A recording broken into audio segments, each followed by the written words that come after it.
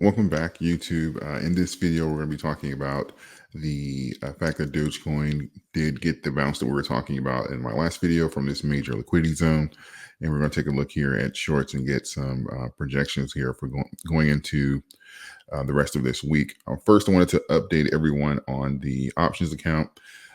We are taking some positions. I know I mentioned that I was going to be transparent as far as what's happening and with the options portfolio. So we're taking some positions here over the next few weeks as we expect there to be somewhat of a sell-off in the market. So we're going to have some fluctuations, some dips into the red as you can't necessarily time the bottom, but we're getting longer term contracts. So the majority of these contracts are going to go into 2025. So we're expecting them to print very well here. So even off the position that we took earlier this week or last week, excuse me, you see right now it's 6.39% down on the week. So, but I did add roughly like $1,000 the other day. So we're gonna take out another position and probably another one next month, just to kind of capitalize off of the downtrend that we're seeing overall in the market. Because I know right now we're going to SPY and everything is pumping as it's an election year, and more than likely we're going to see these pumps going into later this year. But we just want to kind of secure these prices as they are selling off. So we'll keep you updated every week and see the progression of the overall account. So looking at this chart here for Doge, we talked about this major liquidity zone, and I mentioned the last video I was saying that, hey, this has happened 9 times, 10 times, 11 times, 12 times. I was mentioning all these to different scenarios where the coin was getting rejected from the bottom and from the bottom liquidity zone, which is around like 1196, and here to the upside, giving us like a range between where Doge likes to grab liquidity and what was most likely to happen, right? And that's pretty much what happened here with this candle. You'll see that we got the rejection here. We did go a little lower, but we got a very strong buy that came in, and we closed right back in the zone, just like we did with all the previous tests, right? So going all the way back to March 1st, even if you look at all of these rejections, March 1st, March 3rd, March 5th, here the 19th and 20th of March, what is this, April 13th, you see all these rejections, right? Where Doge has grabbed liquidity from, and this is how it was probable that this would happen this time. This because that means that there's a lot of buyers in this zone for Doge, and that's exactly what happened. We got the buy, we end up closing back in the zone, and now we're green on the day. We'll see where this candle closes, but we end up closing back in the zone. So what happens now, right? We got rejected to the downside, which is great. And so what happens now? What happens now is we're establishing how strong those buy orders are, and if we're going to be able to test the resistance here at a higher level. Now, typically speaking, when we get this rejection here, historically, we get a strong move to the upside, right? It's not necessarily immediate, but we typically get a strong move to go test the top here. A good example will be the last time we were here, which was May 1st. And we got a decent day the next day, which is something similar to how we're shaping up now. I don't know if you can see this candle. I'm going to zoom in a little bit. You'll see how it's barely green. Again, it's still open, so it hasn't closed. And this is what we are looking at, something here now. We may have a barely green candle, but then we got a strong move to the upside here when we ran to retest the 72. Now, we were as high as the 200-day, and they are trying to necessarily push it back down. We'll take a look at shorts and the sentiment of the market here in a moment, but we are mimicking something similar to this pattern here. Obviously, if we repeated that and ran to the 72, that would put us at around 15.21, which is that historic 15 cents mark that we've been consolidating at here, as that's kind of been projected as the launching area for the next leg of the coin. So that will put it in play, depending if we close positive today and we get that strong move. That would kind of put us somewhere between where we are now and around 15 in a low 15-cent range, right? We'll see how this shapes up, because that in the first day was very slow here on the May the 2nd. And then obviously we got 2 big green candles here and we were back at the 72. So that momentum came in, and that's something that's kind of we're going to have to kind of see here as we are looking to break trend. And even if you look at, if you want to kind of get an idea of the channel here to see, hey, where are we getting these rejections from? I could probably clean this up a little bit, but all right, so that'll give us a low, and then we can say, what is this channel here to kind of give us a high?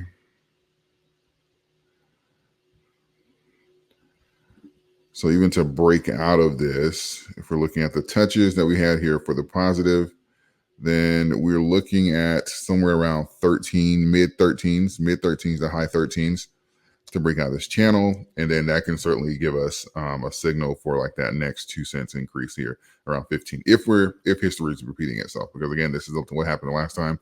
This is why I mentioned in my last video, say, hey, the last time this has happened, we hit these ranges, Doge gathered support. So far that has worked out. We gathered the support, those buy orders came in and in fact pushed us up. The question is, how strong are those buy orders, and are we likely to ascend here out of trend and go back to the 72 like we've done previously, right? Even if we go back a little further, we had a green day and then we had a strong rejection here and we went back to the 72, right? So the last 2 times this has happened, we went back to the 72.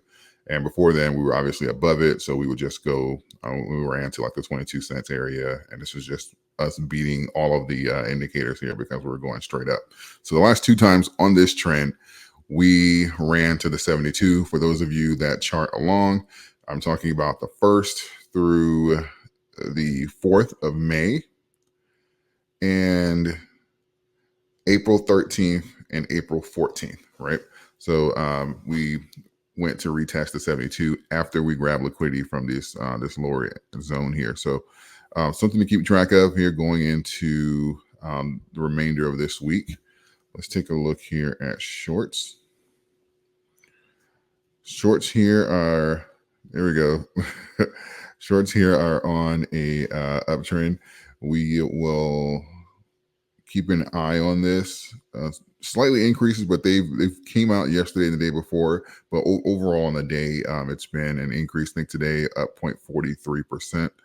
So not as high as we were a month ago, but they're tiptoeing out there in the water. And again, like we talked about, it rightfully so, because every time they take this aggressive approach and they say, oh, we got them, they end up getting wrecked. So I can understand this stair-step approach, because whenever they do these large candles, it always backfires on them. So I can understand that that approach that they're taking now. Let's take a look here. Bitcoin price action, still weak candles, not very strong price action here. So this is going to be very telling overall for the market. What we are looking at here is like trying to hang on to around like that 72 and this previous, because if you look at this dotted line, I'm trying to zoom in here. If you look at this dotted line where we are now, this is previously where we've gotten several rejections from, especially in the red, back on May 6th and April 24th. And you'll even see here, this was a red day on March 22nd, like right where the cusp of these candles are. We've seen this happen 4 or 5 times. So very weak candles here. But if you see this, this doji here, that's the sign of a weak trend and possibly of a reversal. And this would be a confirmation candle of a weak trend here. So right now we're looking at somewhere between 63 and 65. Major liquidity zone has been, like we were talking about for Doge, as far as for that 1196. For Bitcoin, that's around 59,000. This is where this blue line here, this is where Bitcoin comes. When Bitcoin gets in trouble, this is where Bitcoin comes. Like Dogecoin went to where when it gets in trouble and needs liquidity, it goes to around that 11.96 mark, and around that 12 cent, high 11, 12 cent mark, and then it rallies up, and then it's able to grab liquidity from there. When Bitcoin gets in trouble, so far this trend, it goes to around that 59,000, high 58,000 mark to grab liquidity here. And occasionally even went down to 56 and went a little lower, like Doge did on this, like yesterday. It went a little lower to grab liquidity, but that's normally where it can. And then it goes up for a retest. So Again, here, not near that right now. It will still take a lot of liquidity to come out of the market for that to happen. And we do have some light areas of pools of liquidity here where it can grab it.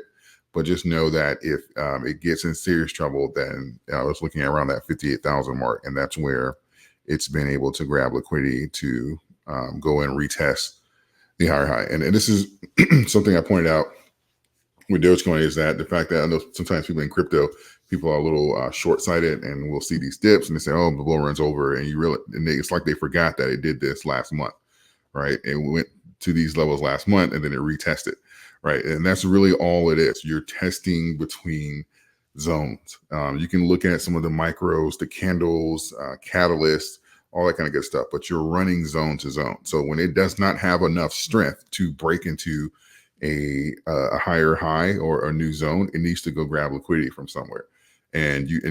to grab liquidity from somewhere, you have to encourage investors that they're getting a great deal. Nobody wants to overpay for something, right? Especially based off the tone of the market. So typically what happens, that means that the price falls to an area where the people who are willing to invest or have invested have already, that's their established, DCA. That's where they're comfortable buying more.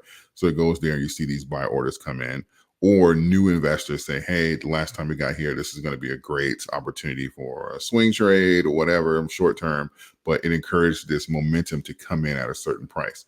And that's what we're seeing with Doge. And that's if this trend continues to be weak in Bitcoin, that's possibly what we're going to see here. And we're going to have that rush down here to grab liquidity. And then that should put us in position to go retest again. So that's all it is, zone to zone trading. And, whether you're long term or short, you just have to be encouraged to take those positions. So I think that for the crypto market here, it's the next few days are going to be very telling. For Doge, we got what we needed as far as for liquidity. Now the question is, how strong is that momentum coming in when Bitcoin is not showing strength right now? So we could see some more sideways movement. We may not get that repeat of like the larger candles to the upside until Bitcoin gets some liquidity. But overall, that is great as far as for the strength of the specific investors. So as far as for Doge, if you're doing a comparison to say, hey, they still believe that 9.96 cents is the a great deal, and they were able to come in and acquire more there. So you're having some divergence between the liquidity zone for Doge and for Bitcoin. So obviously Bitcoin still has $5,000-$6,000 it would have to sell off to even get there.